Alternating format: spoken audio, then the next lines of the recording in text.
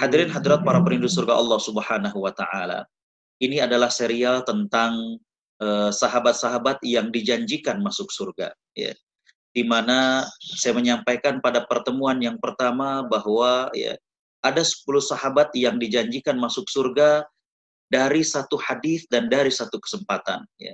Di mana sahabat Abdurrahman bin Auf mengatakan bahwa ya Nabi Shallallahu Alaihi Wasallam bersabda, Abu Bakar di surga, Umar di surga, dan disebutkan 10 orang sahabat yang saat itu langsung dijanjikan masuk surga. Namun ternyata selain 10 sahabat yang dijanjikan masuk surga ini, masih banyak lagi sahabat-sahabat yang lain. Saya pernah mendapatkan sebuah buku yang berjudul As-Sahabah Alladzina Busyiru bil Jannah Dunal Asrah. Sahabat-sahabat yang dijanjikan masuk surga selain yang 10. Dan saya sudah menyebutkan di antaranya adalah Uqashah bin Mihsan, Khadijah radhiyallahu anha, ya, dan juga sahabat-sahabat yang lain. Kita sudah membahas tentang Abu Bakar As-Siddiq, kita sudah membahas tentang Umar bin Khattab, dan pada kesempatan pagi hari ini kita lanjutkan membahas ya salah seorang sahabat yang dijanjikan masuk surga, ya, di mana sahabat ini merupakan Khulafa ar-Rasyidin yang ketiga, beliau adalah Utsman bin Affan radhiyallahu anhu. Mohon izin untuk share screen.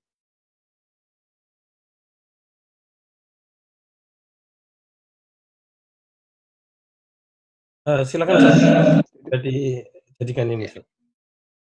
Hadirin hadirat para perindu surga Allah Subhanahu wa taala, ya. Berbicara tentang Utsman bin Affan radhiyallahu anhu, maka tentu yang pertama kali muncul dalam pikiran kita adalah kedermawanan Utsman bin Affan, ya. Dalam beberapa momen dan banyak sekali momen yang saat itu membutuhkan dana, maka Utsman bin Affan adalah sebagai penyandang dana terbesarnya, ya. Namun banyak di antara kita yang tidak begitu tahu tentang bagaimanakah kehidupan, bagaimanakah kelebihan dan juga di antara keistimewaan dari Utsman bin Affan, sehingga beliau ternyata menjadi sosok yang dijanjikan oleh Nabi Shallallahu Alaihi Wasallam masuk ke dalam surga. Hadirin para perindu surga Allah Subhanahu wa taala. Kita awali yang pertama adalah dari nama beliau dan nasabnya. Nama beliau adalah Utsman bin Affan bin Abil As, ya. Di mana beliau dengan Nabi Shallallahu Alaihi Wasallam ketemu pada kakek yang keempat, yaitu Abdul Manaf. Ya. Jadi Utsman bin Affan dengan Nabi Shallallahu Alaihi Wasallam ini secara nasab ketemu pada kakek yang keempat, yaitu Abdul Manaf. Ya. Jadi dengan demikian beliau memiliki kedekatan dengan Nabi Shallallahu Alaihi Wasallam. Ya, karena dari garis kakek itu masih ketemu dengan Nabi Shallallahu Alaihi Wasallam. Ya. Utsman bin Affan radhiyallahu an ini, ya, lahir 6 tahun setelah tahun gajah. Artinya beliau lebih muda daripada Nabi SAW 6 tahun. Ya. Sehingga lebih tepatnya lagi adalah pada saat hijrah. Ya. Artinya dari Mekah ke Madinah, itu umur Utsman bin Affan itu 47 tahun. Sedangkan Nabi SAW berumur 53 tahun. Jadi Nabi menerima wahyu umur 40 tahun dan 13 tahun di Mekah, ya. Berarti 53 tahun. Nah, sedangkan Utsman bin Affan berumur 47 tahun. Ya. Jadi, beliau lebih muda 6 tahun dari Nabi Shallallahu Alaihi Wasallam. Beliau dilahirkan di Taif, ya, sebuah kawasan subur di daerah Hijaz.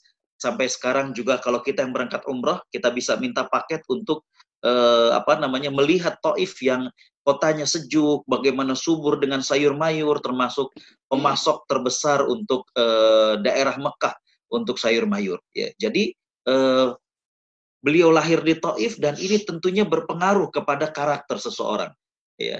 Imam Ibnu Khaldun beliau mengatakan bahwa tempat tinggal seseorang dan juga di mana dia dilahirkan ini artinya daerah di mana seseorang itu tinggal akan mempengaruhi daripada karakter orang tersebut. Apakah di pesisir, apakah di pegunungan, ataukah di perkotaan, atau di pedesaan, daerah yang sejuk dan lain sebagainya, itu kata Imam Ibnu Khaldun bisa mempengaruhi daripada karakter seseorang.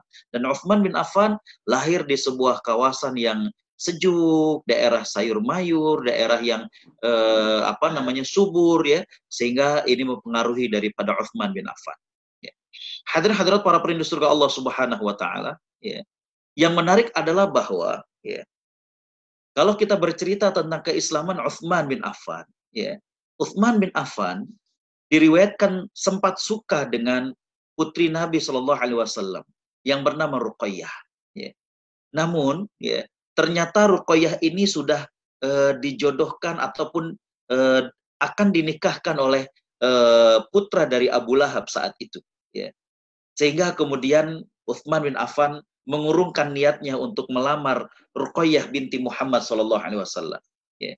Suatu hari ketika Nabi SAW sudah mendapatkan wahyu dan Nabi SAW mulai berdakwah mengajak manusia, salah satu yang beriman kepada Nabi SAW adalah bibinya Utsman bin Affan, Su'dah binti Kariz. Ya. Di mana ketika bertemu dengan bibinya, maka Utsman bin Affan saat itu diajak, ya, oleh bibinya. Bagaimana saat ini muncul seorang nabi yang menghapus untuk menyembah berhala, ya, dan menyerukan untuk beribadah kepada Tuhan yang satu, yaitu Allah Subhanahu wa Ta'ala. Ya.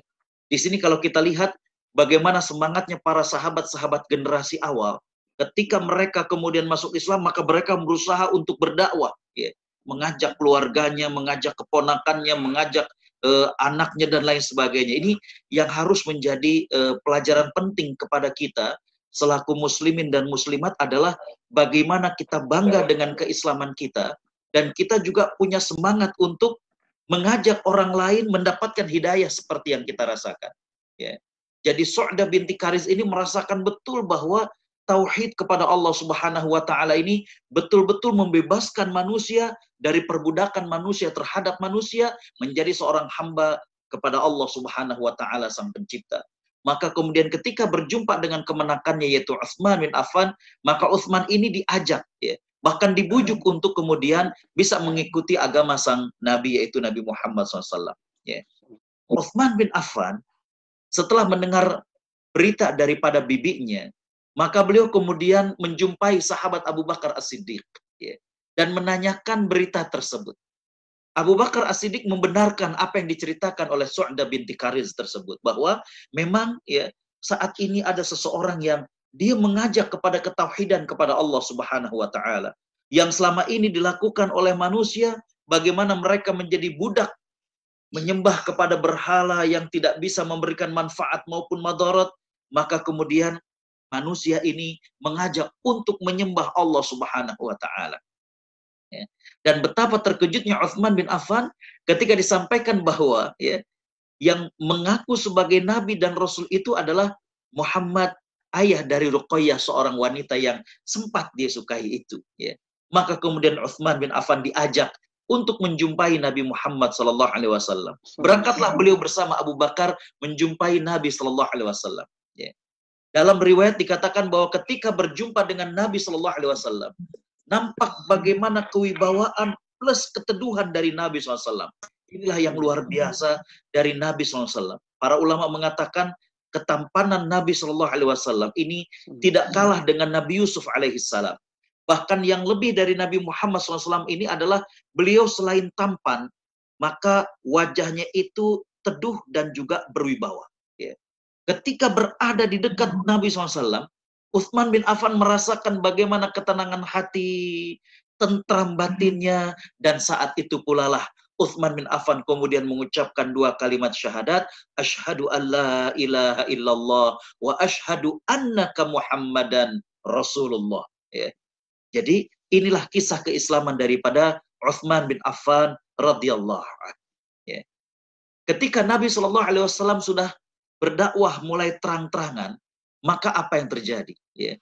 Yang terjadi adalah putrinya, ya, yaitu sebelumnya, ya, Utsman bin Affan, setelah beliau masuk Islam ternyata mendapatkan pertentangan dari kaumnya, yaitu Bani Abdus Syams, khususnya paman beliau yaitu Al-Hakam. Bagaimana mereka sampai kemudian menekan kepada Utsman bin Affan. Dalam riwayat bahwa mereka sampai mengancam kepada Utsman bin Affan untuk meninggalkan agama yang saat itu yang dianut oleh Utsman, ya, yaitu agama Islam. Mereka mengancam kepada Utsman bin Affan. Tapi Utsman bin Affan balik berkata dengan keras kepada mereka dan tegas bahwa demi Allah, aku tidak akan melepaskan agama ini sampai aku meninggal dunia, ya, dan aku tidak akan pernah, ya, untuk kemudian berpisah. Artinya melepaskan agama Muhammad SAW, ya, kecuali dia meninggal dunia. Artinya beliau akan selalu membersamai Nabi SAW. Ya. Begitu kerasnya tekanan dari kaumnya, maka Utsman pun pada saat hijrah yang pertama para sahabat ke Habasyah, beliau ikut hijrah ke Habasyah. Ya. Nah, hadirin hadirat para perindu surga Allah Subhanahu wa taala, ya. Setelah kemudian tadi saya katakan, ya, bagaimana Nabi Shallallahu alaihi wasallam sudah mulai berdakwah terang-terangan.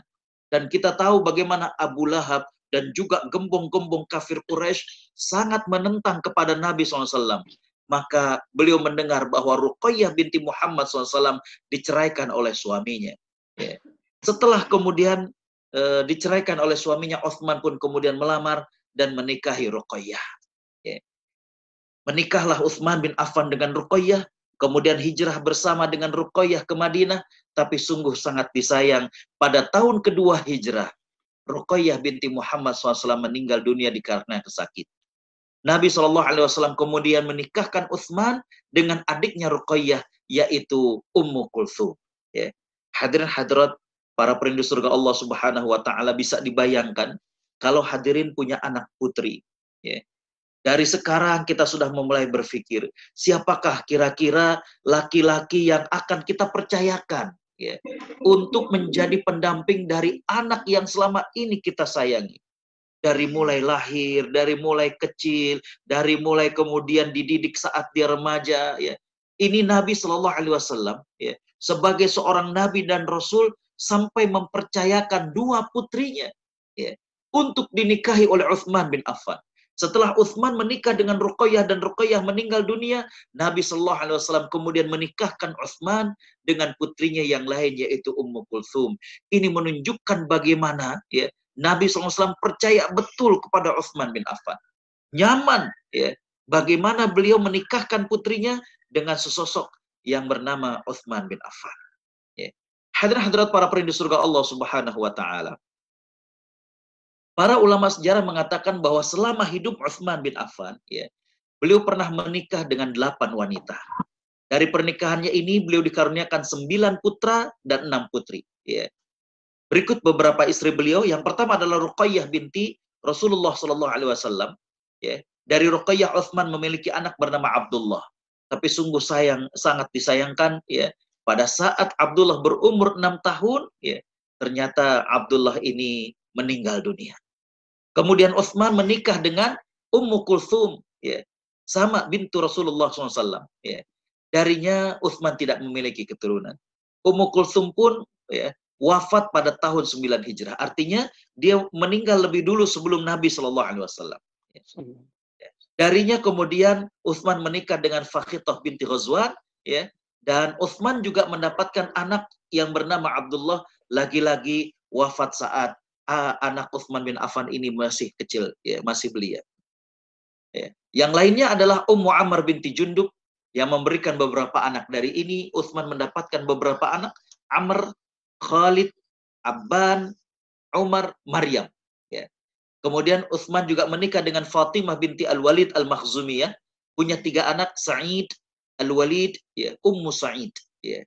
Kemudian beliau juga menikah dengan Ummu Al-Banin binti Uyainah. Ya, beliau punya anak Abdul Malik, namun kembali bahwa ini juga meninggal dunia pada saat masih kecil. Ya. Utsman juga menikah dengan Romlah binti Syaibah bin Rabi'ah yang memiliki anak Aisyah, Ummu Iban, dan Ummu Amr. Ya. Dan yang terakhir, ya, di saat usia Utsman juga sudah cukup sepuh. Ini yang kemudian banyak sekali riwayat tentang bagaimanakah sosok yang hebat, yang istri beliau yang terakhir adalah Nailah binti Al-Farafasah. Ya. Di mana dari Nailah ini Utsman bin Affan memiliki seorang anak yang bernama Maryam, tapi Maryam kecil, karena dari Ummu Amr binti Jundub juga Utsman memiliki anak perempuan yang diberi nama dengan Maryam. Ya. Kisah bagaimana perjuangan Nailah mendampingi Utsman bin Affan sampai Utsman terbunuh ini luar biasa. Ya. Nailah masih sangat-sangat muda. Ya. Dan Utsman bin Affan saat itu sudah tua. Utsman bin Affan kemudian kesian, ya, melihat bagaimana istrinya yang masih muda, dan Utsman saat itu menghadapi orang-orang Khawarij, ya, orang-orang yang sangat-sangat ekstrim dalam memahami teks-teks agama, ya, bahkan dengan teganya mereka kemudian menutup ya, rumah Utsman bin Affan, kemudian memutuskan pasokan air, ya, la haula wala quwata illa billah, bahkan sampai ketika menjelang akhir hayatnya, ketika kalangan Khawarij ini masuk ke rumah Utsman bin Affan, Nailah justru keluar dengan harapan, ya, orang-orang ini, kaum pria ini akan malu untuk menghadapi wanita. Tapi yang terjadi adalah bagaimana dicampakkan Nailah dan mereka kemudian menerobos masuk ke Utsman dan Utsman meninggal dunia. Ya. Jadi kembali bahwa ketika Utsman bin Affan meninggal, beliau meninggalkan 3 orang istri, yaitu Al-Banin, artinya Ummu Al-Banin, kemudian Fakhitah, dan juga Nailah binti Al-Farafisah. Hadirin hadirat para perindu surga Allah Subhanahu wa taala. Ya.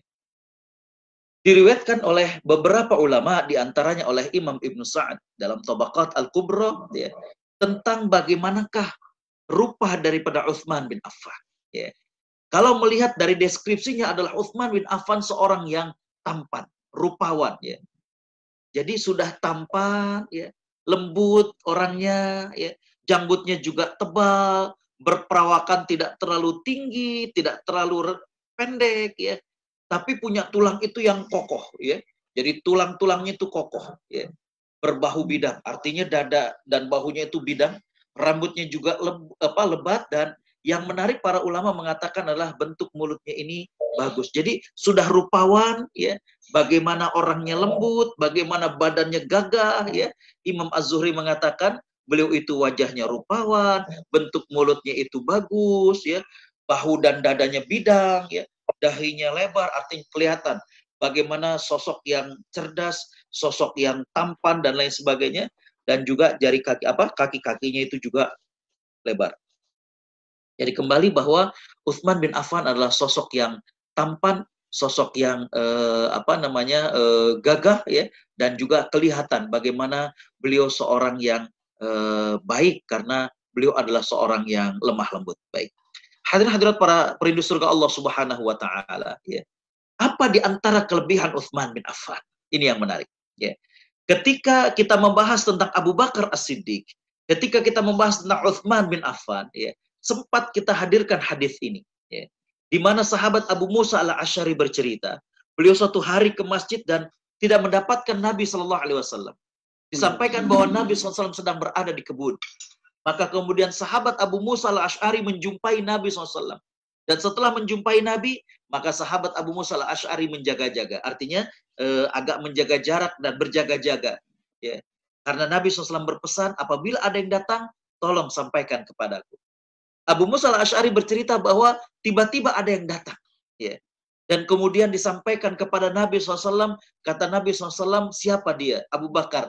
Nabi kemudian mengatakan, marhaban bi ahlil jannah. Selamat datang seorang di antara ahli surga. Ya. Lalu kemudian Abu Bakar menjumpai Nabi SAW. Ya. Gak lama kemudian datang Umar bin Khattab. Kembali Abu Musa Al-Asy'ari minta izin kepada Nabi SAW dan Nabi mengatakan, selamat datang ahli surga. Ya. Nah, setelah kedua orang ini, ya, maka kemudian datang laki-laki yang ketiga. Abu Musa Al-Asy'ari kemudian minta izin kepada Nabi SAW, maka kemudian Nabi mengatakan, izinkan ia masuk. Kemudian sampaikan kepadanya bahwa ia masuk surga disertai cobaan yang menimpa kepadanya. Ternyata laki-laki ini adalah Utsman bin Affan radhiyallahu anhu. Ya. Jadi Nabi Shallallahu Alaihi Wasallam mengatakan bahwa Utsman bin Affan adalah penduduk surga yang sedang di bumi saat itu. Jadi Nabi sudah memberitahu kepada Utsman bahwa beliau seperti juga 2 sahabat yang lain adalah termasuk ahli surga. Bahkan ada tambahan, sampaikan bahwa dia masuk surga disertai dengan cobaan yang menimpa kepadanya. Ya. Hal yang lain yang menarik dari Utsman bin Affan adalah, ya, di mana sahabat Mu'adz ibni Jabal radhiyallahu anhu, ya, beliau bercerita bahwa Nabi Shallallahu Alaihi Wasallam bersabda, ya, bahwa Nabi diperlihatkan, ya, bagaimana beliau diletakkan pada sebuah timbangan, ya, dan kemudian umatnya, artinya umat Nabi Muhammad SAW diletakkan di satu timbangan yang lain. Jadi kalau kita lihat timbangan yang dulu itu kan begitu, ya, Nabi SAW di sini dan umatnya di sini. Ya. Ternyata aku lebih berat dari umatku. Ya. Kemudian, ya, diletakkan Abu Bakar pada satu timbangan dan umat Nabi Muhammad SAW dalam satu timbangan, dan lagi-lagi, ya, dikatakan bahwa Abu Bakar As-Siddiq lebih berat daripada umatku.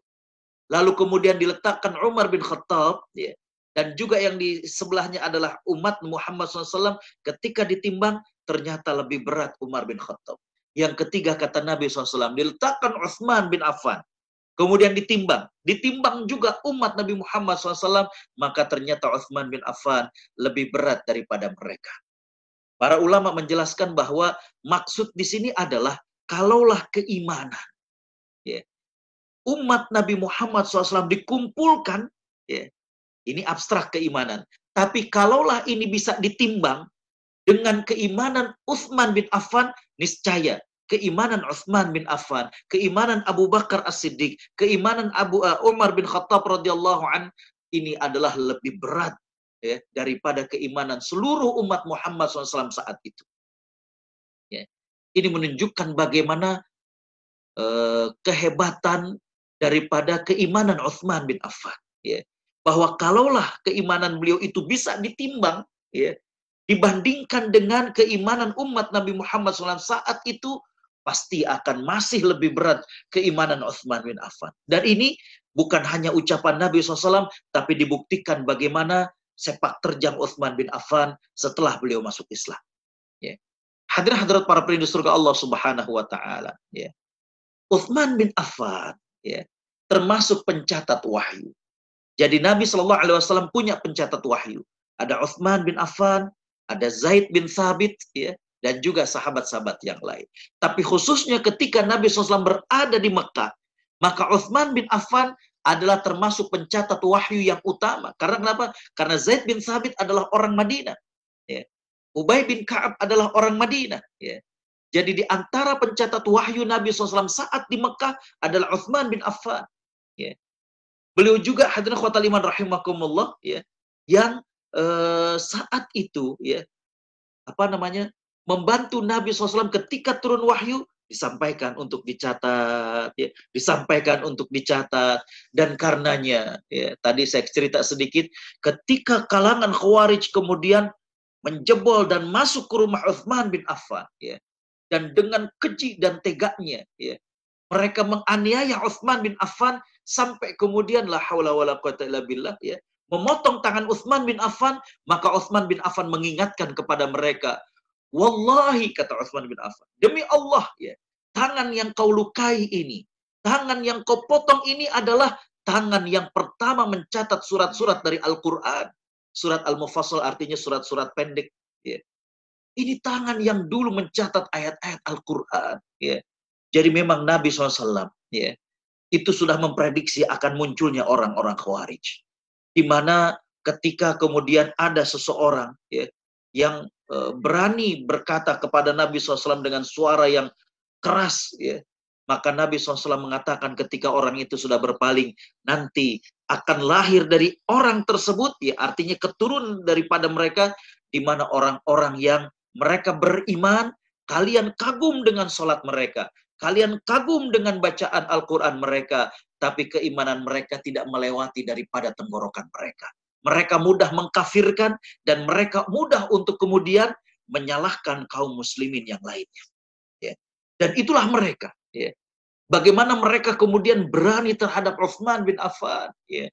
Sosok yang dikatakan Dzun Nurain, pemilik dua cahaya, menikahi dua putri Nabi SAW.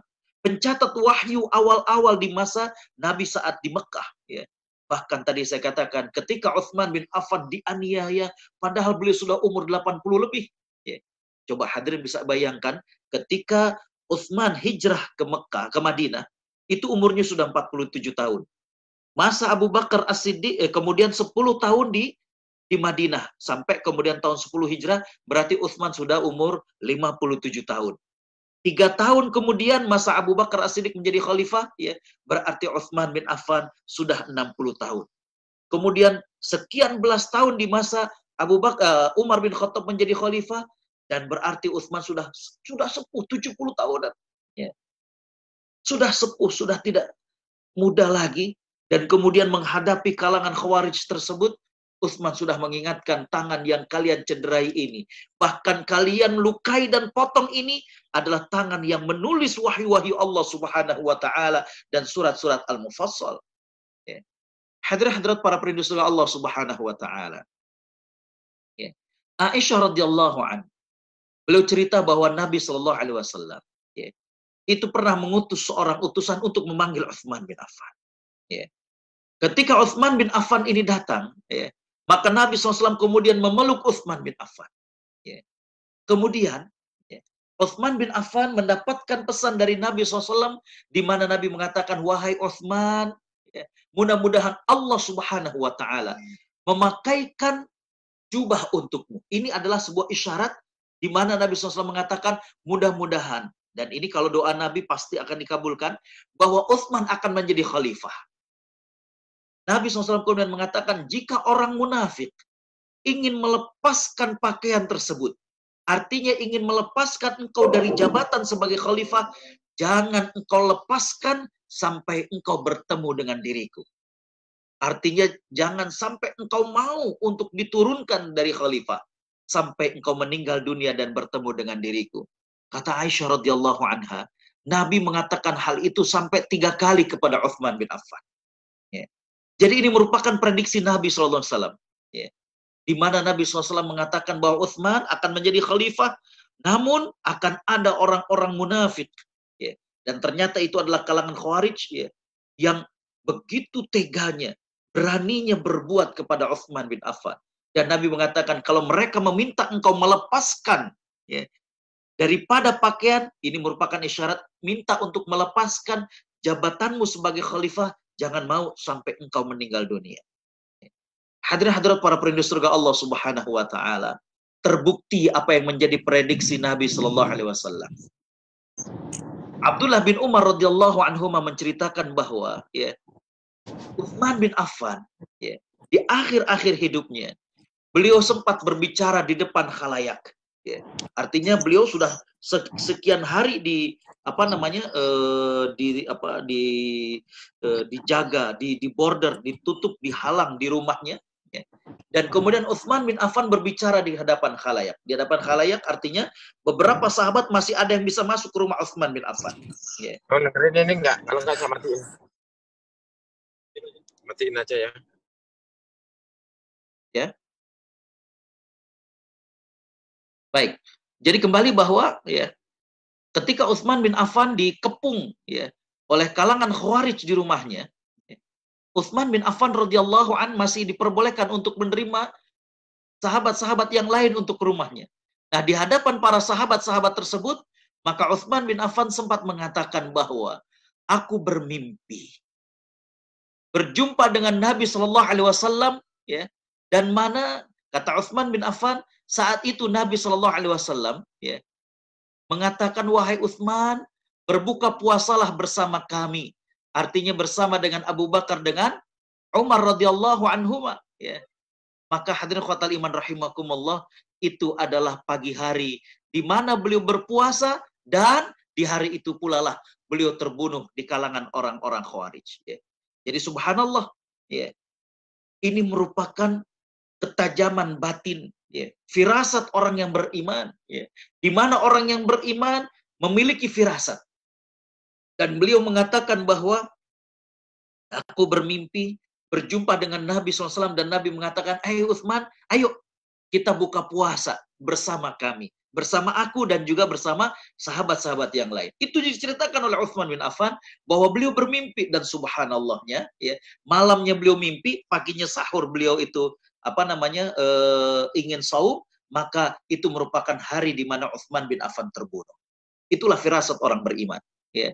Bagaimana Allah Subhanahu Wa Taala berikan kepada orang-orang yang beriman cahaya, ya, cahaya, sehingga kemudian Allah berikan kepadanya apa yang disebut dengan ilham, apa yang disebut dengan firasat, dan lain sebagainya. Mirip seperti hadirin khotal iman rahimakumullah, ketika ada seseorang datang, ya, di majlis Utsman bin Affan. Ya. Jadi Utsman bin Affan sedang di majlis, kemudian masuk seseorang.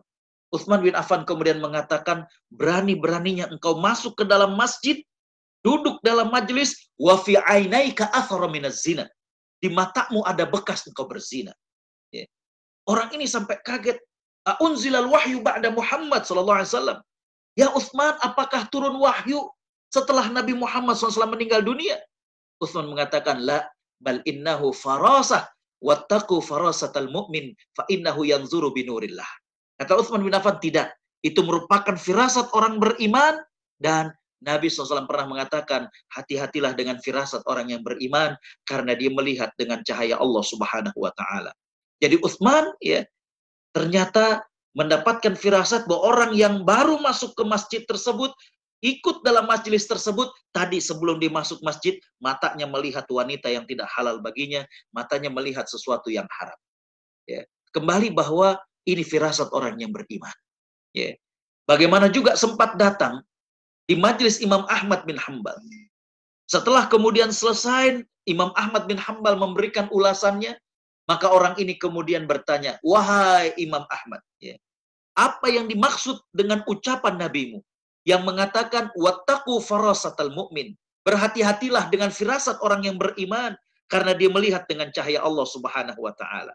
Orang ini minta apa maksudnya? Imam Ahmad kemudian menunduk. Lalu kemudian beliau menengadah dan beliau mengatakan, aslim ya kafir, masuk Islamlah wahai orang kafir.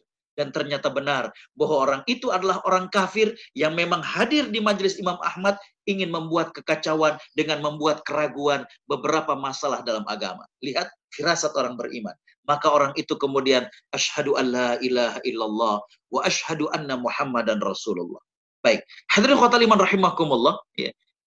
Diriwayatkan dari Katsir bin Salat, ya. Katsir bin Salat mendatangi Utsman bin Affan. Ya. Tadi saya cerita bagaimana Utsman bin Affan dikepung di rumahnya. Ya, jadi belum nggak bisa keluar. Bagaimana saluran air diputus. Ya. Padahal sumur di Madinah itu dulu yang beli Utsman bin Affan. Dan belum mewakafkan untuk kaum muslimin. Diputus oleh orang-orang Khawarij. Ya.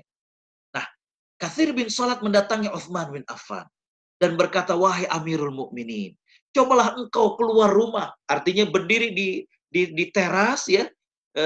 Kemudian berjumpa dengan masyarakat, ya. Niscaya masyarakat akan membela engkau. Ya. Utsman kemudian tertawa. Beliau mengatakan, wahai Katsir, ya, semalam aku bermimpi seakan-akan aku berjumpa dengan Nabi Muhammad SAW, berjumpa dengan Abu Bakar, berjumpa dengan Umar. Kemudian Nabi bersabda, Utsman, ya, engkau saumlah. Besok engkau akan berbuka bersama kami. Ya. Utsman berkata, demi Allah, tidak akan terbenam esok hari kecuali aku sudah menjadi penghuni akhirat. Lihat, ya, ketajaman firasat daripada Utsman bin Affan. Ya. Jadi hadirin khotal iman rahimakumullah, ya, inilah Utsman bin Affan. Ya. Nah, hadirin khotal iman rahimakumullah, yang berikutnya di antara kelebihan keutamaan Utsman bin Affan adalah, ya, Aisyah radhiyallahu anha cerita, Nabi Shallallahu Alaihi Wasallam sedang duduk sambil bersandar. Ya. Ini orang Arab suka duduk begitu bersandar. Ya. Kemudian datanglah Abu Bakar As-Siddiq dan Nabi SAW masih dalam keadaannya. Ya. Lalu kemudian datang Umar bin Khattab, Nabi masih dalam keadaannya. Ketika kemudian dikasih tahu bahwa Utsman bin Affan akan datang, maka Nabi SAW kemudian langsung duduk, ya, dan merapikan daripada gamisnya. Aisyah radhiyallahu anha bertanya, ya Rasulullah, tadi Abu Bakar masuk, kamu biasa saja. Pada saat Umar masuk, kamu juga tidak berubah dari kondisimu, dari posisimu.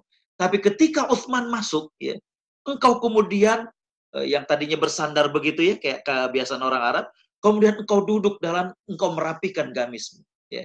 Apa kata Nabi SAW? Ya Aisyah, aku malu kepada Utsman. Ya. Bagaimana mungkin aku tidak malu kepada seseorang yang malaikat pun malu kepada Utsman bin Affan radhiyallahu anhu. Subhanallah. Ya.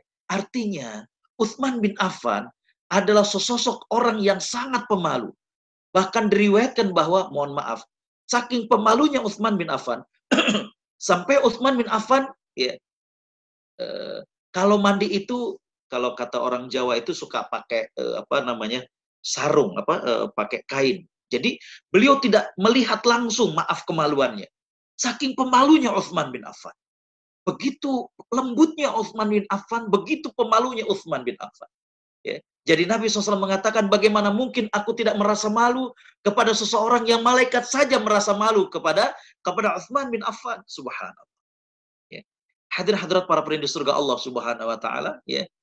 Nabi SAW dalam salah satu kesempatan mengatakan, orang yang paling penyayang dari umatku adalah Abu Bakar As-Siddiq. Orang yang paling tegas dengan agama Allah Subhanahu wa taala, Umar bin Khattab. orang yang paling pemalu adalah Utsman. Orang yang paling ngerti yang halal dan haram, Mu'adz bin Jabal. Orang yang paling hafal tentang Al-Quran adalah Ubay bin Ka'ab. Ya. Paling ngerti betul tentang Al-Quranul Karim. Paling hafal. Dan yang paling ngerti tentang ilmu waris adalah Zaid bin Thabit. Kemudian Nabi SAW mengatakan, likulli ummatin amin. Setiap umat pasti ada orang kepercayaannya. Wa aminu hadhil ummah Abu Ubaidah al-Jarrah. Dan orang terpercaya dari umatku adalah Abu Ubaidah al-Jarrah. Ya, seseorang sahabat yang meninggal saat pandemi Amwas di Syam ataupun di Syria pada waktu itu. Ya. Jadi kembali bahwa Utsman bin Affan, kata Nabi SAW, adalah sosok yang pemalu. Baik, hadirin khotbah liman rahimakumullah, yang berikutnya bagaimana kedermawanan Utsman bin Affan. Ya, ini sudah tidak bisa dipungkiri lagi. Bagaimana dalam beberapa momen kedermawanan Utsman bin Affan luar biasa. Ana ambilkan kisah, ya. Bagaimana Nabi SAW ketika hijrah dari Mekah ke Madinah, saat sampai di Madinah, ternyata di Madinah itu cuma ada satu sumur air, dan itu milik orang Yahudi. Nabi SAW mengatakan barang siapa yang mampu membeli sumur tersebut, maka baginya adalah surga. Sahabat terdiam. Bukan sahabat tidak menginginkan surga, tapi terbayang berapa harganya. Satu-satunya sumber air di kota Madinah. Semua orang yang butuh air, beli dari orang Yahudi itu. Tapi tiba-tiba ada satu tangan yang diangkat. Ternyata dia adalah Utsman bin Affan radhiyallahu anhu. Subhanallah.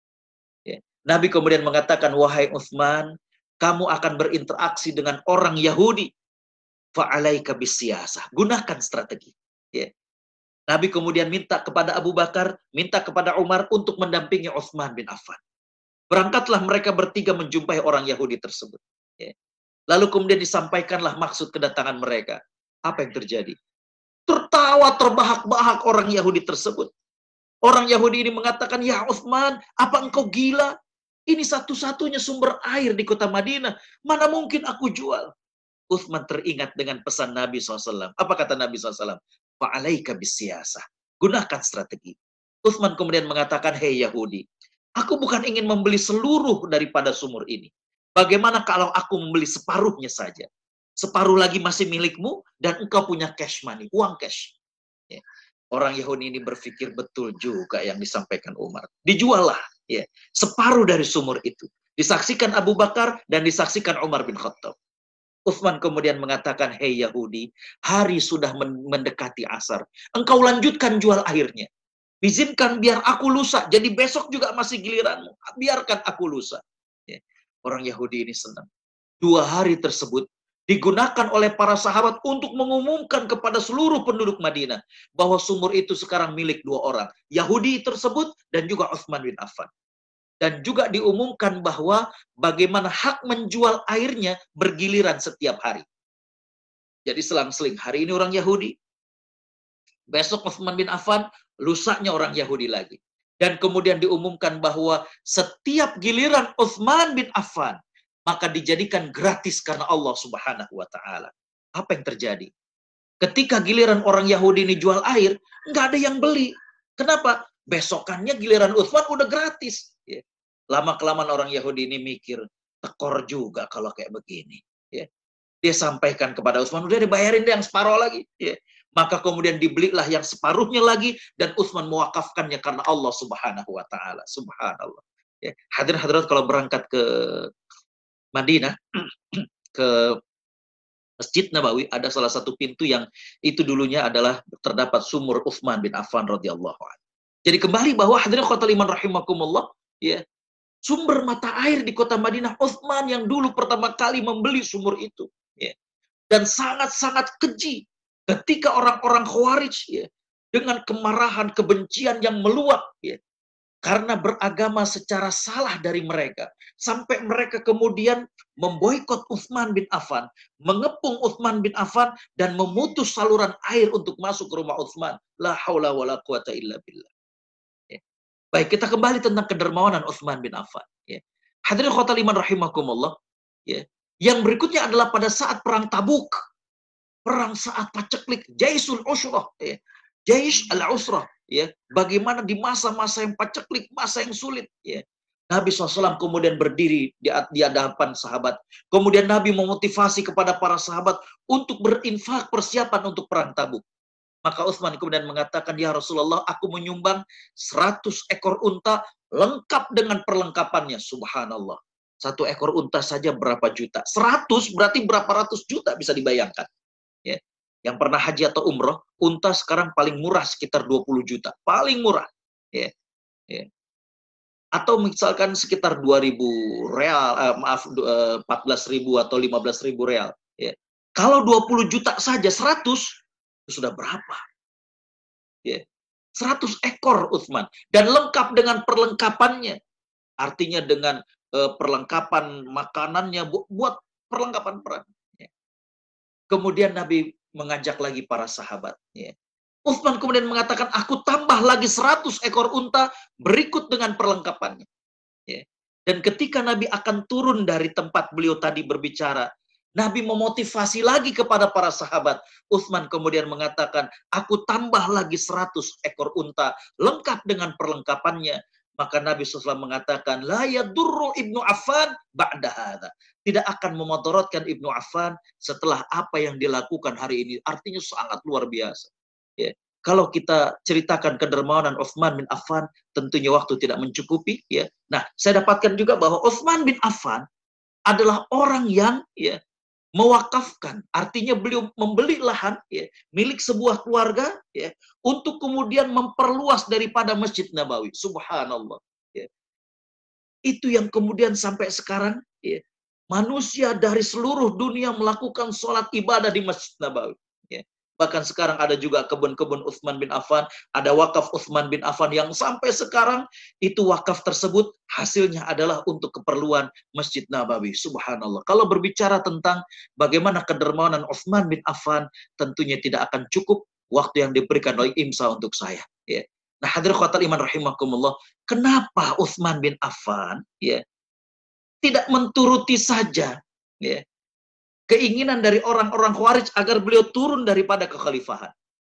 Utsman memegang teguh apa yang Nabi pesankan, di mana Nabi mengatakan, apabila para orang munafik tersebut memaksamu untuk melepaskan pakaian, artinya melepaskan kekhalifahan, jangan engkau lakukan. Ini yang kemudian menjadi pegangan Utsman bin Affan. Lalu kenapa Utsman bin Affan tidak mengerahkan pasukan kaum muslimin untuk kemudian membantai orang-orang Khawarij yang mengepung rumahnya? Utsman tidak ingin untuk terjadi pertumpahan darah di antara kaum muslimin. Inilah cara Islam. Berbeda dengan cara komunis yang begitu murahnya harga seorang manusia. Karena mereka berpikiran bagaikan hewan. Hukum rimba, mana yang kuat dia yang menang, yang kalah dia yang lapar. Kalau ada yang mati dari rakyatnya dibiarkan, nggak masalah. Malah mengurangi daripada masalah ekonomi. Tidak demikian dalam Islam. Bahkan mereka yang demo, mereka yang mengepung rumah Utsman bin Affan, ini oleh Utsman bin Affan, beliau mengatakan, aku tidak ingin terjadi pertumpahan darah di antara kaum muslimin. Subhanallah. Hadirin-hadirat para perindu surga Allah Subhanahu wa taala, ini tadi saya katakan, aku tidak akan perangi mereka karena sesungguhnya Rasulullah SAW telah mengambil janji dari diriku dan aku bersabar dengan janji yang aku sampaikan bahwa aku tidak akan pernah melepaskan kekhalifahan ini sampai aku bertemu dengan Nabi SAW. Hadirin-hadirat para perindu surga Allah Subhanahu wa taala, waktu juga yang memisahkan kita. Sekali lagi bahwa inilah sosok Utsman bin Affan, sosok yang dijanjikan masuk surga oleh Nabi SAW. Sosok yang difitnah oleh kalangan-kalangan yang tidak bertanggung jawab. Namun Allah Subhanahu wa taala membukakan kepada kita semuanya bahwa beliau adalah sosok yang mulia. Sosok yang Nabi SAW sebagai seorang ayah percayakan 2 putrinya dinikahi oleh Utsman bin Affan. Bagaimana juga beliau seorang yang pemalu. Bagaimana beliau juga adalah seorang yang sangat dermawan. Bagaimana juga di masa Utsman bin Affan kita mendengar dan mendapatkan bahwa beliau juga yang menggandakan mushaf sampai 8 mushaf dan kemudian disebar ke 6 provinsi, ke 6 daerah. Dan bukan itu saja, Utsman selain menggandakan Al-Quran dan kemudian mengirimkan ke provinsi-provinsi dan wilayah-wilayah muslim, sambil beliau kemudian mengutus seorang sahabat untuk mengajarkan cara bacanya. 2 lagi itu yang disimpan oleh Utsman bin Affan. Oleh karenanya, saat sekarang kita menggunakan mushaf, sering kita kenal dengan mushaf Rasm Utsmani. Ya. Beliau meninggal dunia dengan sangat tragis, dibunuh oleh kalangan Khawarij yang mereka terbakar dengan emosi dan juga terbakar dengan pemahaman yang keliru dengan Islam. Itulah sosok yang dapat kita teladani, yaitu Utsman ibni Affan radhiyallahu an. Hadirin hadirat para perindu surga Allah Subhanahu wa taala, sahabat Radio IMSA yang dimuliakan Allah, demikian saya kira yang saya bisa sampaikan. Saya kembalikan kepada Pak Amin Makrub. Jazakumullah ahsanal jaza. Wassalamualaikum warahmatullahi wabarakatuh. Masya Allah, Masya Allah. Subhanallah. Alhamdulillah. Allahu Akbar. Jazakumullah khair, Ustaz. Rasanya tidak mencukupi ya dengan waktu hampir kurang lebih 1 jam ini. Rasanya tidak mau lagi ataupun tidak mencukupi bagi kita semua tentunya ya. Subhanallah. Sebelum kita lanjutkan dengan sesi tanya jawab, ini ada message dari Pak Amin, mungkin dari ya? Impaker ada yang mau disampaikan? Ya, ini Mas Khairi katanya mau menyampaikan. Sebelumnya bertanya jawab ataupun sebelumnya? Mas Khairi, sudah di tempat Mas Khairi? Ya, sudah. Ya, silakan aja Mas Khairi. Belum kita lanjut dengan tanya jawab.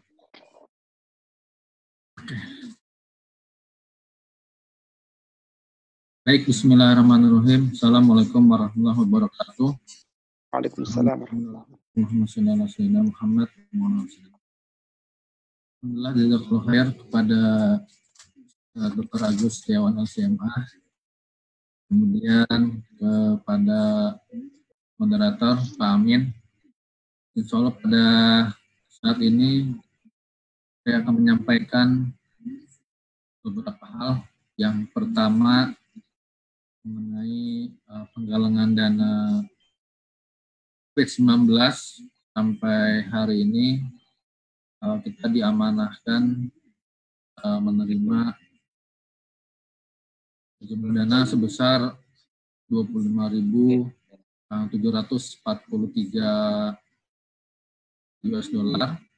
Kemudian kita sudah salurkan 8.300 US dollar ke kurang lebih 20 keluarga yang di Kanada dan di Amerika Serikat.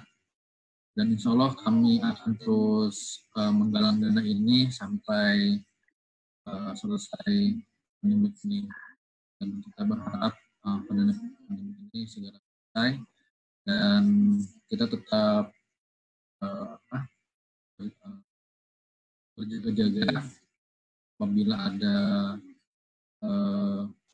yang terkena dampak atau terkena musibah dari COVID-19 ini. Insya Allah kami ikut.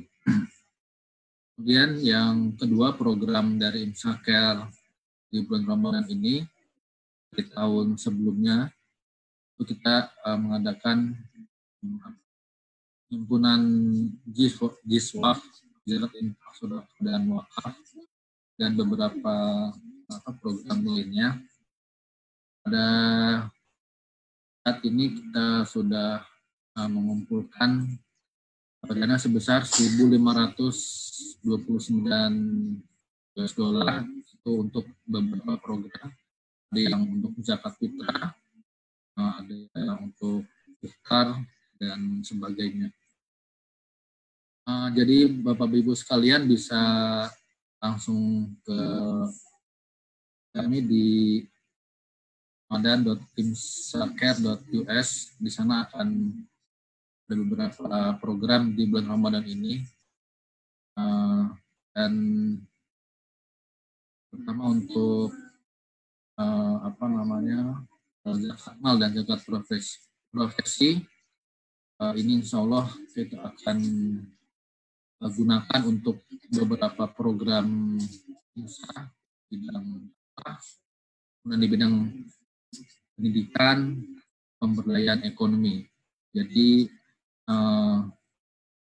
kami tunggu partisipasi jamaah sekalian untuk menyalurkan zakat mal, zakat fitrah, dan beberapa program yang ada di Ramadan Musafir ini sampai akhir Ramadan. Insya Allah itu saja yang dapat kami sampaikan dari Jazakallahu khair kepada para donatur, para rezeki yang telah menyalurkan kepada kami. Semoga amal ibadah kita diterima oleh Allah Subhanahu wa taala. Alhamdulillahirabbil. Assalamualaikum warahmatullahi wabarakatuh. Waalaikumsalam warahmatullahi wabarakatuh. Masya Allah, jazakumullah khair, Khairi. Subhanallah, ternyata Khairi ini bukan hanya saja mengelola Imsakir, tapi ternyata juga di bulan Ramadan yang mulia ini sempat juga untuk membantu anak-anak kita untuk kelas Iqra. Subhanallah. Marilah kita bantu dan kita dukung ya dengan kegiatan Imsakir. Semoga kita bisa memberikan sedikit bantuan untuk saudara-saudara kita di mana saja yang sedang memerlukan, insyaallah. Untuk selanjutnya, kalau ada pertanyaan barangkali dari grup Zoom ataupun dari yang lain barangkali. Kalau belum ada, ada itu di chat, Zoom chat, Pak Amin? Di Zoom chat ini belum ada. Di Aus Family ini. Ada Aus Family sama Asroni. Oh iya. Tanya betul. Oke, baik. Sebelumnya saya ingin mengawali Ustadz, tentunya kita nggak bisa menandingi ataupun mengikuti jejak langkah sahabat-sahabat Nabi yang tadi mengikut timbangannya juga mungkin jauh ataupun seperti apa ya yang bobotnya ya. Ada satu riwayat yang diriwayatkan oleh Ibnu Abbas dengan sabda Nabi dan keterangannya. Nabi mengatakan ada seorang nabi yang umatnya hanya kurang dari 10 ataupun kurang dari 1-2 gitu, ataupun yang tidak ada sama sekali. Gitu.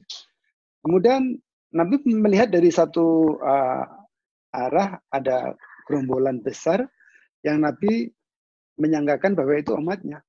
Tapi ternyata Nabi diberitahukan itu bukan umatmu, itu umat Nabi Musa alaihissalam. Kemudian Nabi melihat lagi dari sisi yang lain ada gerombolan yang lebih besar lagi. Nabi diberitahukan bahwa itu umatmu. Di antara umat yang besar ini ada 70.000 manusia ataupun umat yang dijamin masuk surga bi ghairil hisab wala adzab. Dengan umat ini, umat yang seperti apa ya? Ustaznya coba tolong penjelasannya. Ada satu di antara sahabat juga dengan mengacungkan tangannya, ibaratnya yang namanya Ukasah, mohon pada Nabi, Nabi doakanlah hamba, semoga hamba bisa seperti ataupun satu di antara umat yang masuk surga tanpa hisab dan azab.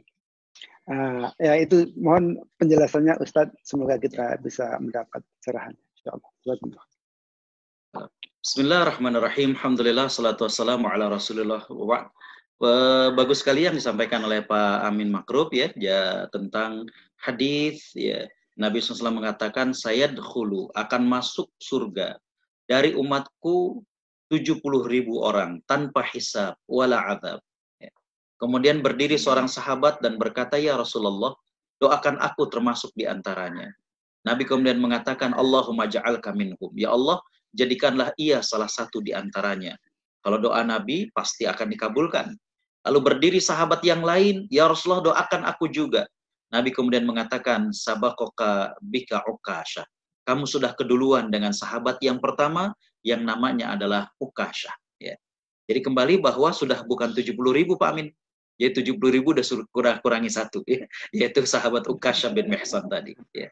Nah, di sini tentunya kalau kita melihat bahwa di antara yang Nabi SAW jelaskan tentunya adalah orang-orang yang memiliki keimanan, ketauhidan, dan juga tawakal yang tinggi kepada Allah Subhanahu wa Ta'ala.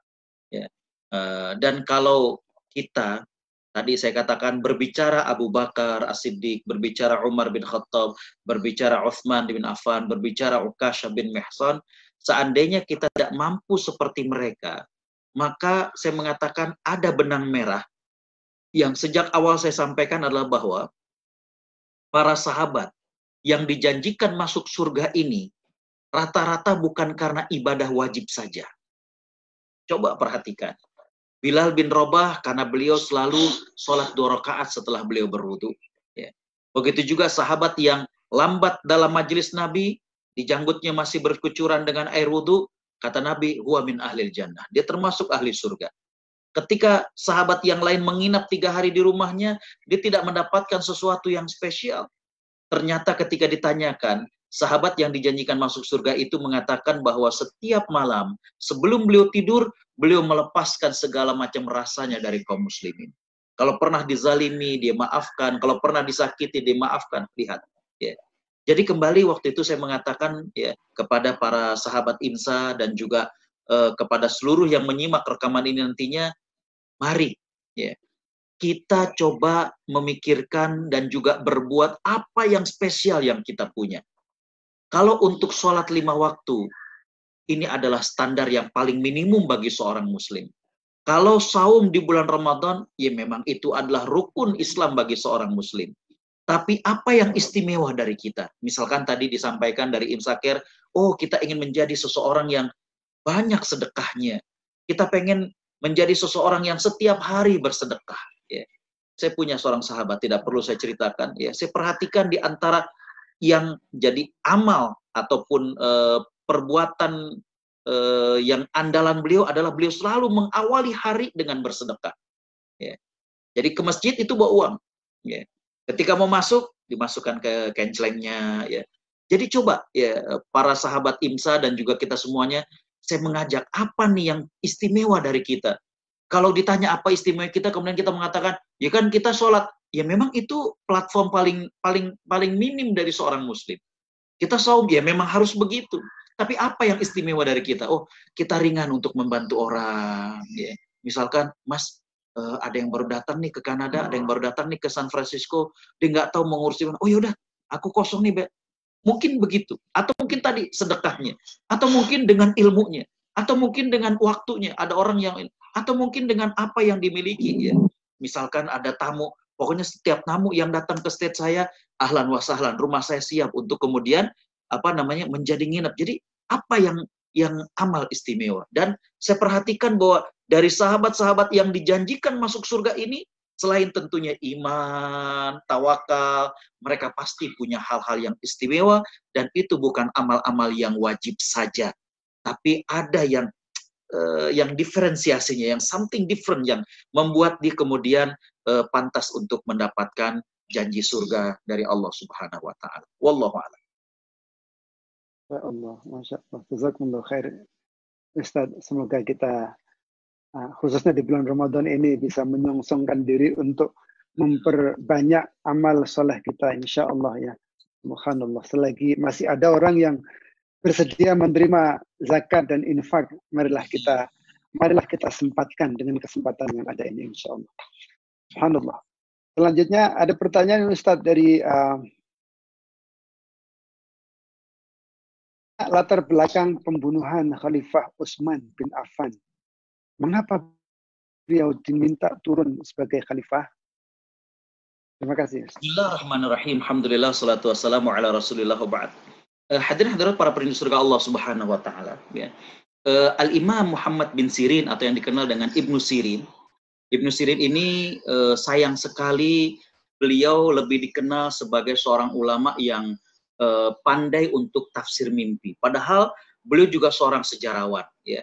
Jadi kalau kita pengen mimpi ini apa tafsirnya, banyak yang buka tuh bukunya Imam Ibnu Sirin. Padahal beliau juga seorang ulama sejarah yang luar biasa. Beliau mengatakan bahwa memang ya terbunuhnya Utsman bin Affan ini kemudian menjadi fitnah yang berikutnya. Karena dari terbunuhnya Utsman bin Affan ini yang kemudian menyebabkan kepemerintahan Ali bin Abi Thalib itu akhirnya menjadi sebuah friksi hebat antara yang mendukung Ali dengan yang tidak mendukung Ali. Ya, itu yang kemudian akhirnya jadi kalangan Syiah dan lain sebagainya. Kita kembali bahwa apa yang menjadi sebab kemudian Utsman bin Affan ya itu sampai dibunuh oleh kalangan Khawarij. Ya. Hadirin-hadirat para perindu surga Allah Subhanahu wa taala, Utsman bin Affan adalah seorang yang pemalu. Ya. Dan ketika Utsman bin Affan menjadi khalifah, ya, beliau banyak mengangkat gubernur. Kalau jadi khalifah itu karena seluruh dunia, sehingga walaupun dia katakanlah gubernur Mesir, kalau sekarang berarti presiden ya, maka beliau ketika menunjuk gubernur ya, maka beliau menunjuk mereka-mereka yang punya kekerabatan dengan Utsman bin Affan. Ya. Utsman bin Affan dituduh melakukan nepotisme.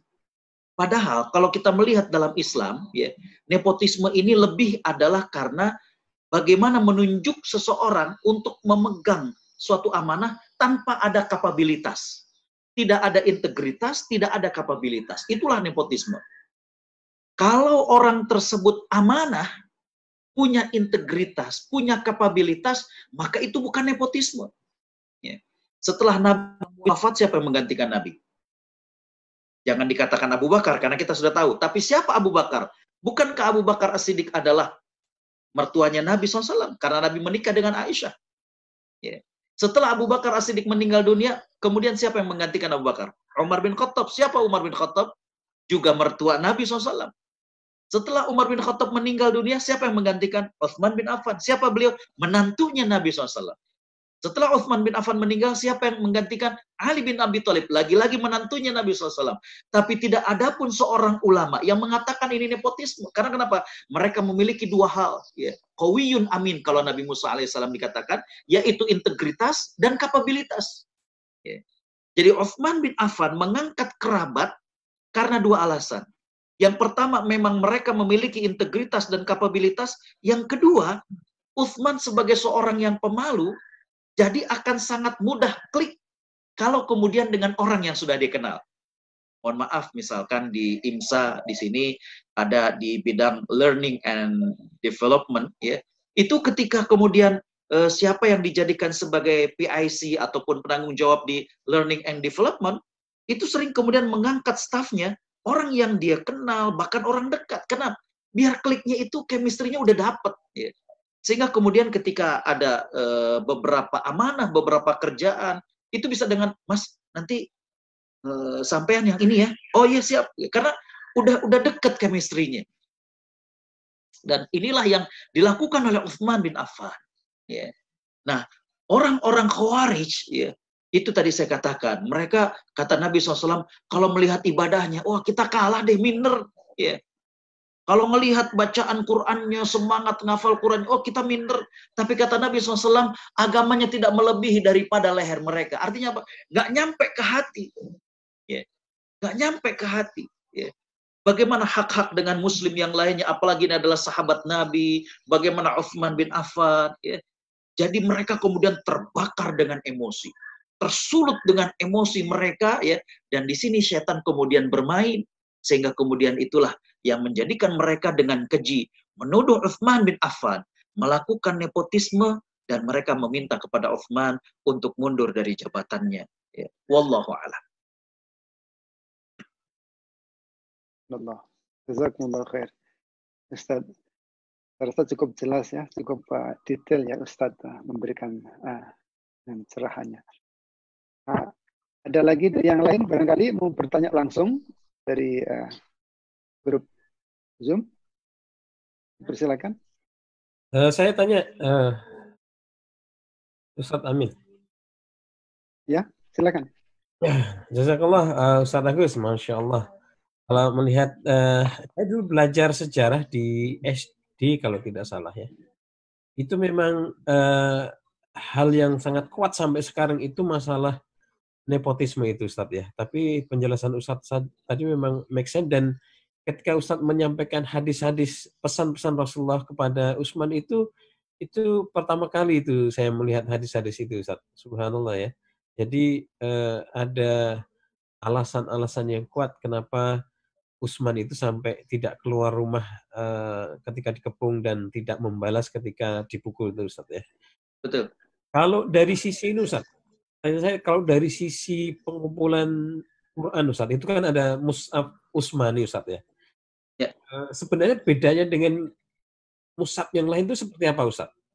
Saya pernah mendengar kalau nggak salah dulu Ali juga mengumpulkan susunan Quran tapi versinya beda. Terus kemudian akhirnya ditentukan mushaf yang terakhir itu adalah yang dibikin Utsman. Itu seperti apa secaranya, Ustaz? Ya. Bismillahirrahmanirrahim. Alhamdulillah, salatu wassalamu ala rasulillah wa ba'd. Jadi Ana agak mundur sedikit agar kemudian sahabat Radio IMSA dan juga kaum muslimin dan muslimah yang nantinya akan menyimak tayangan ulang ataupun recording daripada acara ini bisa dapat gambaran bahwa yang pertama, Al-Qur'anul Karim sudah tercatat di masa Nabi SAW. Jadi ketika Nabi SAW meninggal dunia, Al-Qur'an sudah selesai penulisannya. Ya. Termasuk juga sudah selesai bagaimana susunannya.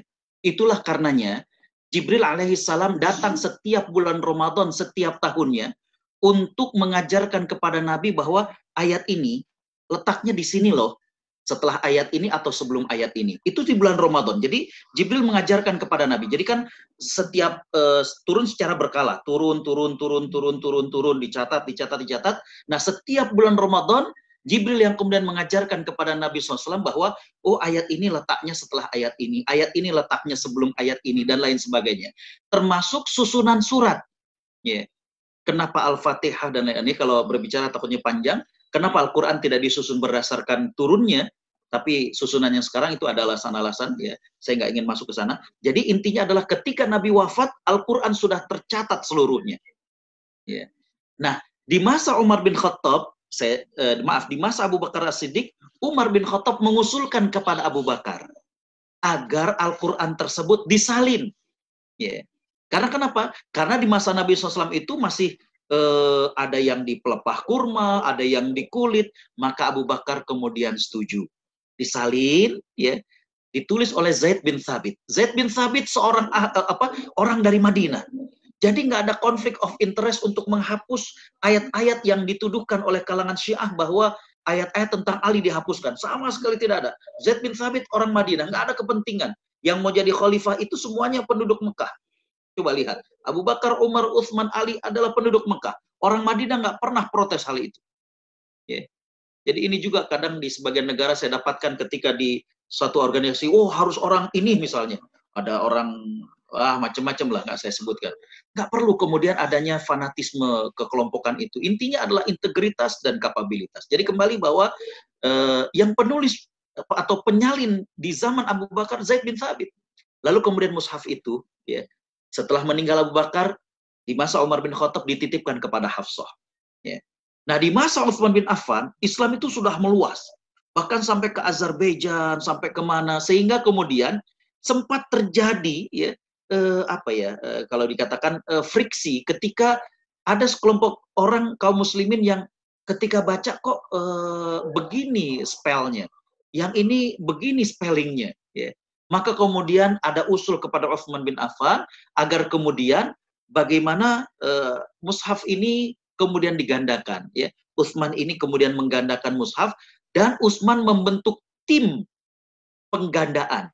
Jadi untuk menyalin, karena tadi saya katakan dibikin 8 buah tersebut, maka Utsman kemudian membuat tim. Timnya ini 6 orang Madinah, 2 orang Mekah. Jadi kembali ini takdir Allah Subhanahu wa taala, ya. Bagaimana Allah Subhanahu wa taala dengan Utsman bin Affan dan juga sahabat yang lain membuat tim tersebut ternyata lebih banyak orang Madinahnya.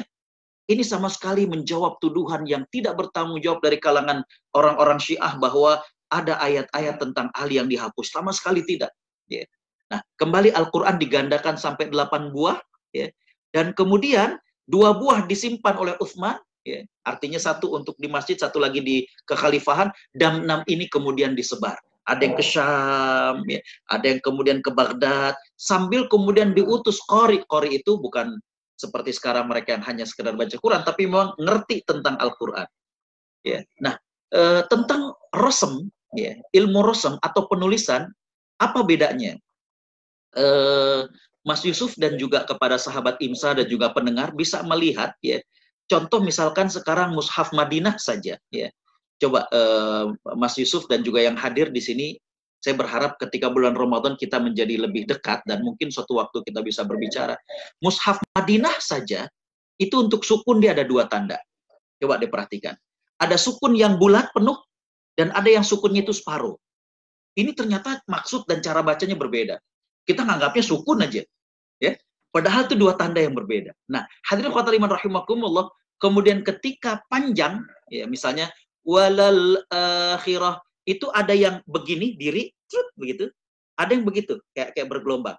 Suka perhatikan. Nah, itu juga ternyata tanda yang berbeda. Nah, di masa Utsman bin Affan radhiyallahu an, ya, di antara kelebihan rosem ataupun tata tulis di masa Utsman bin Affan adalah bagaimana beliau sudah punya aturan-aturan untuk penulisan tersebut, rosemnya. Itulah karenanya ketika Ali bin Abi Thalib juga ingin kemudian menyalin, maka kemudian kembali lagi kepada rosem Utsmani, ya. Jadi kembali itulah perbedaan seni tulis yang ada pada mushaf Al-Qur'an, dan saya kira juga hadirin bisa perhatikan mushafnya masing-masing, ya. Kebanyakan sekarang ini kita merujuk kepada mushaf di Madinah, ya, di mana disebutkan dengan Al-Qur'an pojok.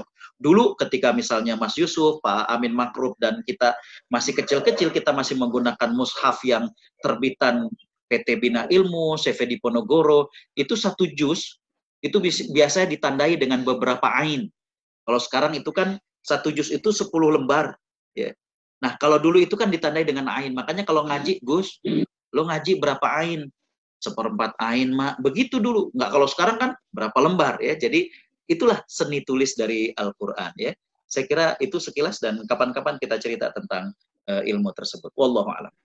Jazakallah, Masya Allah. Masya Allah, Masya Allah. Sehubungan waktu makin mendekati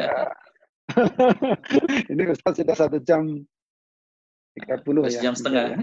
Ya, tentunya kita masih juga mau lagi gitu ya. Barangkali untuk terakhir sekali pertanyaan, kalau nggak ada yang mau didiskusikan lain-lainnya dari yang lain, barangkali dipersilakan.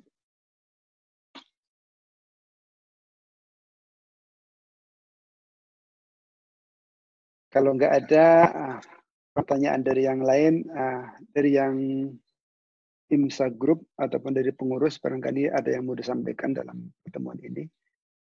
Mungkin dari kegiatan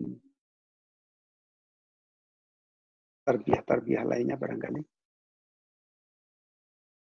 Kalau nggak dari ada, saya insya Allah bisa saya sampaikan sebentar aja. Silakan. Saya akan sharing screen-nya. Bismillahirrahmanirrahim. Mungkin singkat saja ya. Jadi di IMSA itu ada departemen yang namanya Learning and Development. Insya Allah ya, banyak sekali staff yang mendukung program-program yang sedang dilakukan, termasuk program online, kajian online ini ya. Tapi ke depannya, kalau Bapak-Bapak, Ibu-Ibu sekalian bisa melihat PowerPoint yang saya sharing, jadi kita punya rencana ke depan, kajian-kajian online yang kita lakukan selama ini, nanti insya Allah akan kita database-kan ya. Jadi kita compile, terus kemudian kita masukkan ke portal. Rencananya portalnya adalah learningimsa.us. Ini portal yang nanti Bapak-Bapak Ibu sekalian bisa mengakses kapanpun on demand ya.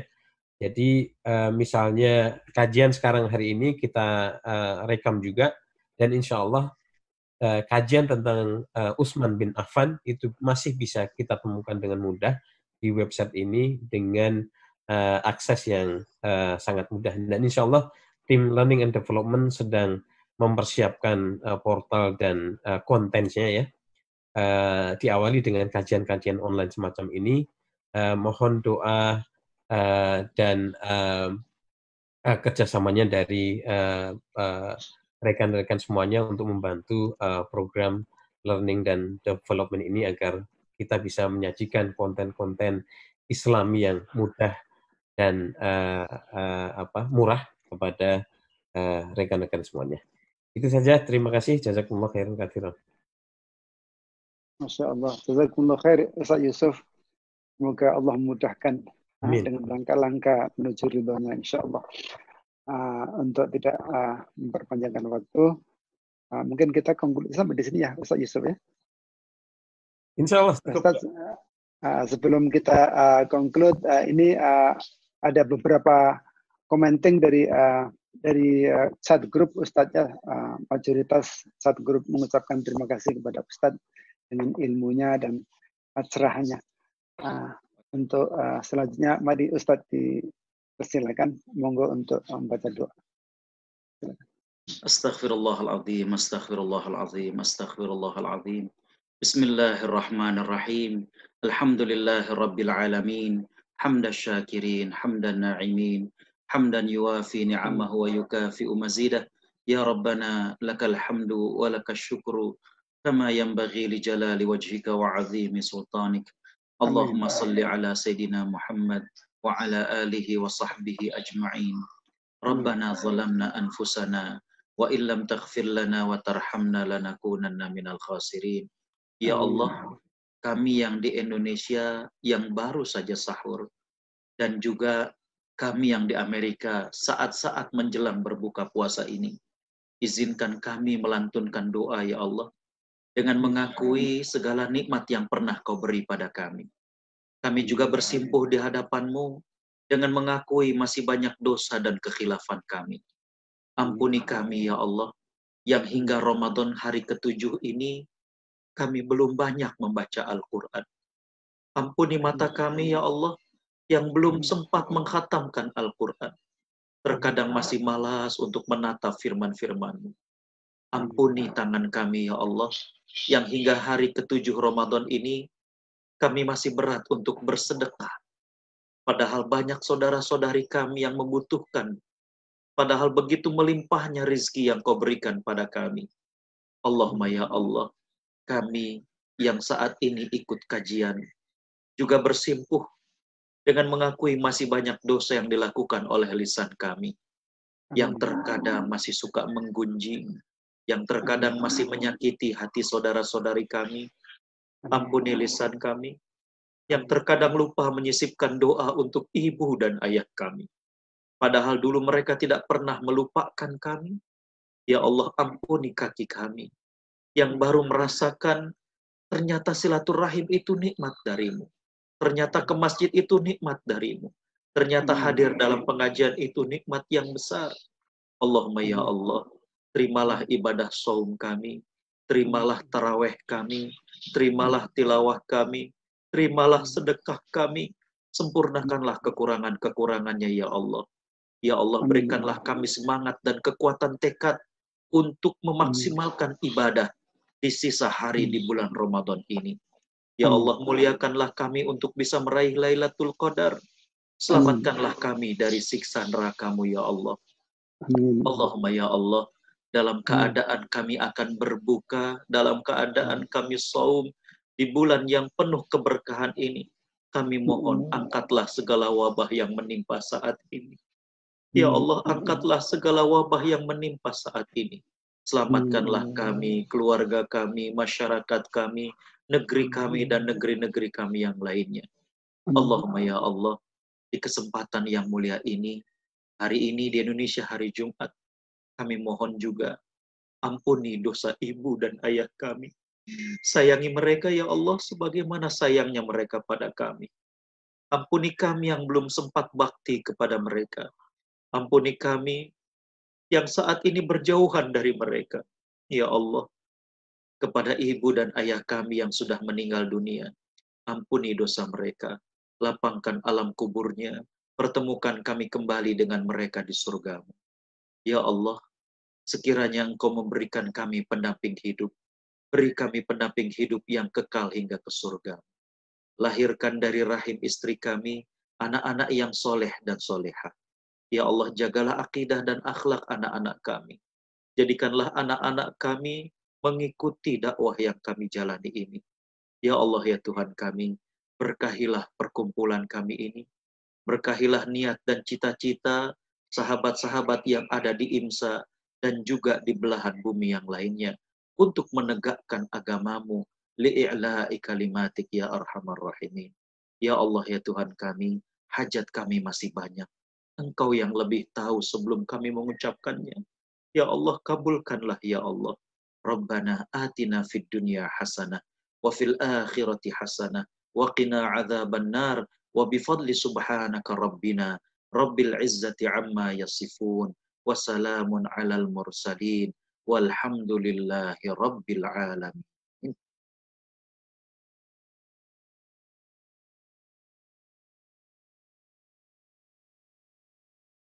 Wa qira'atana wa salatana wa siyamana. Semoga Allah meringankan buat kita semua insyaAllah untuk meningkatkan amal-amal ibadah, amal-amal saleh insyaAllah. Wa jazakumullahu khair Ustaz. Subhanakallahumma bihamdika asyhadu an la ilaha illa anta astaghfiruka wa atubu ilaik. Wal 'asri innal insana lafi khusr illa alladhina amanu wa 'amilus solihati wa tawassaw bil haqqi wa tawassaw bis sabr.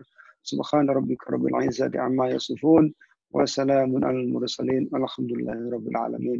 Jazakum